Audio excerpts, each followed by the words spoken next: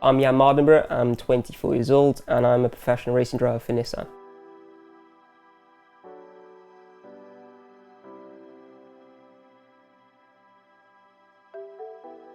I think growing up, you either want to be like three things: a racing driver, an astronaut, or a footballer.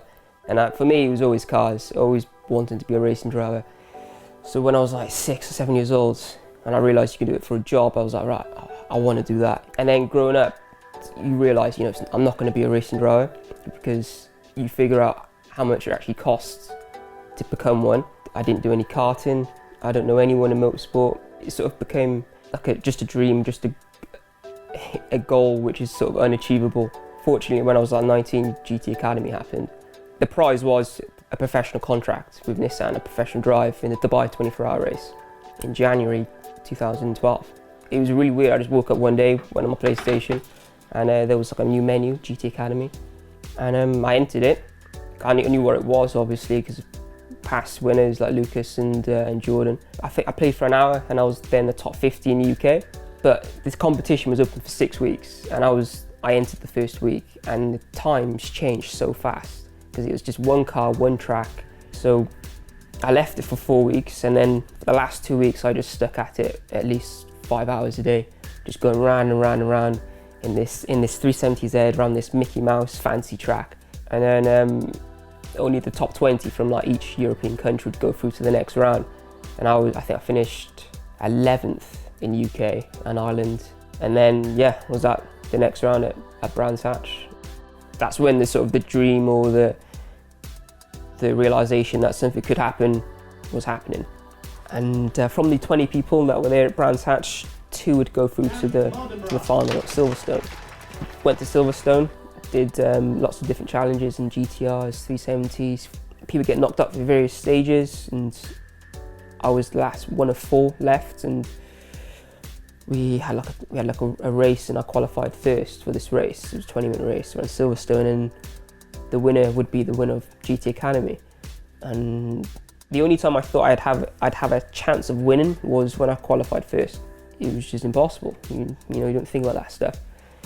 And I won the race, and was on the podium, and Eddie Irvine was there, and Johnny Herbert, and he gave me this champagne. I was like, oh sweet, I won.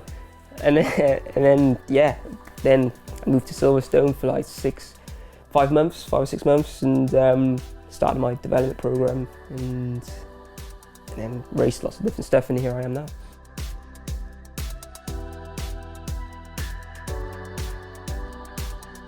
But I'm inspired by like hard work, dedication, and persistence as well. Always getting up when you've been knocked down, and you can get that from any sport as well.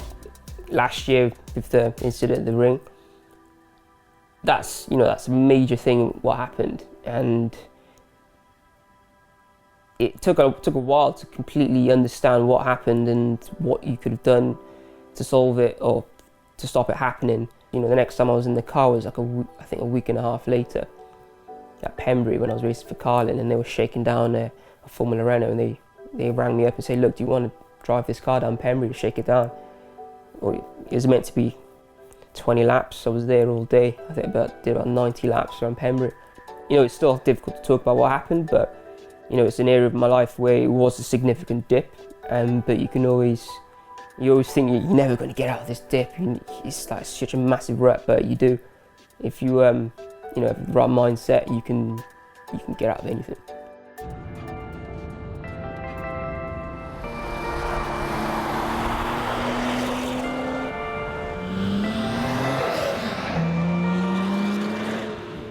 To reach the top of your sport is Formula One.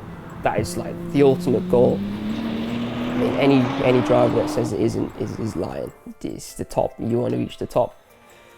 But for me, realistically, I'd love to win Le Mans outright in the top class. That would be an amazing goal.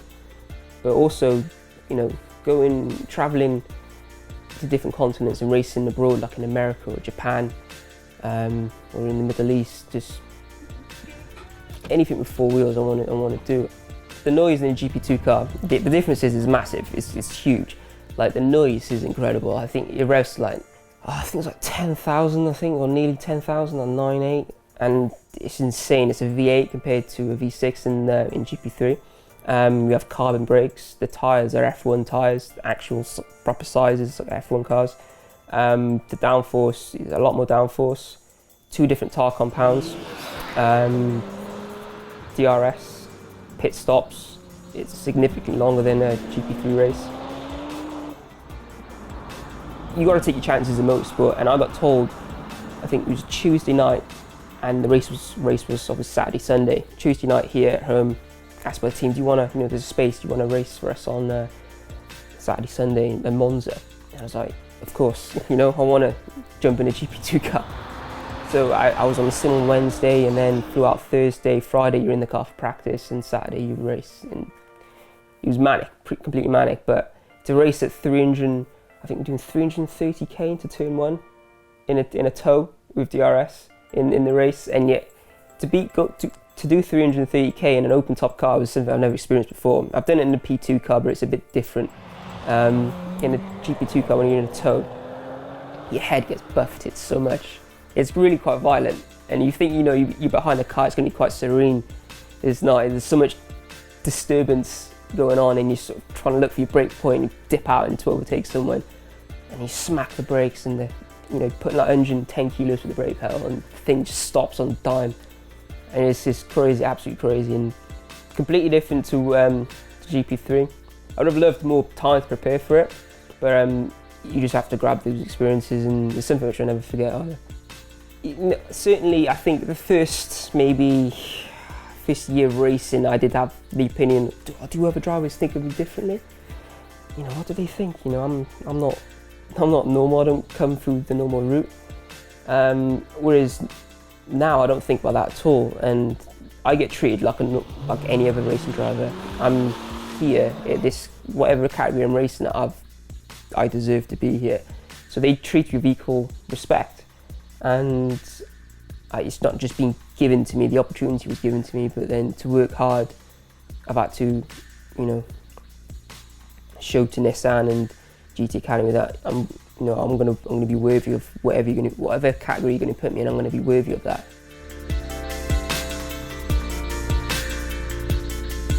So on the driveway now is 93 GTR and R32 Skyline, and behind it is a 370Z Nismo, which Nissan UK kindly give me to drive around as my daily driver.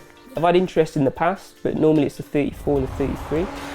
But then I did some research on the 32, and I was like, I would like to have one, like the original Godzilla.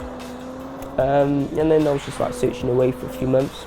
Nissan invested in me, and I wanted to invest in them, and it kind of fit for me at the time. It made sense to me to do what I did, and I'm really happy that I have, because it's a really nice, really lovely car, and nothing too crazy on it. It's beautifully standard. Every paintwork's amazing. Underneath there's no rust or anything, and it's not bone stock completely. The Skyline, it's got a HKS twin pod filters. It's got Mines Nismo strut brakes. It's got Mines ECU. It's got a Kakimoto big fat exhaust.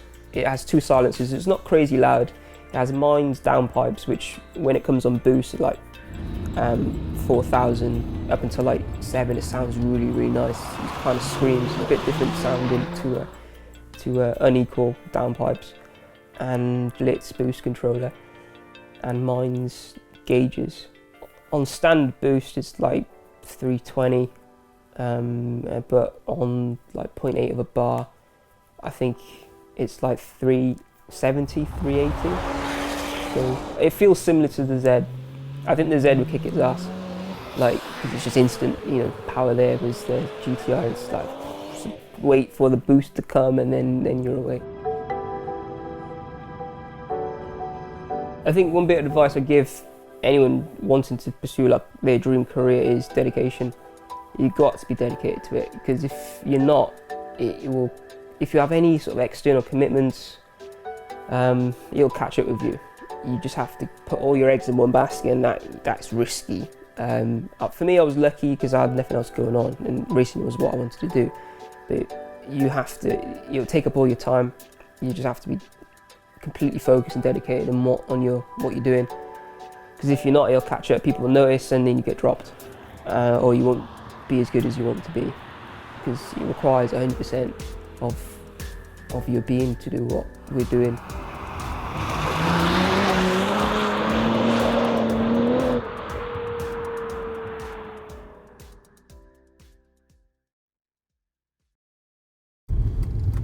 Cheers, mate. No worries, mate.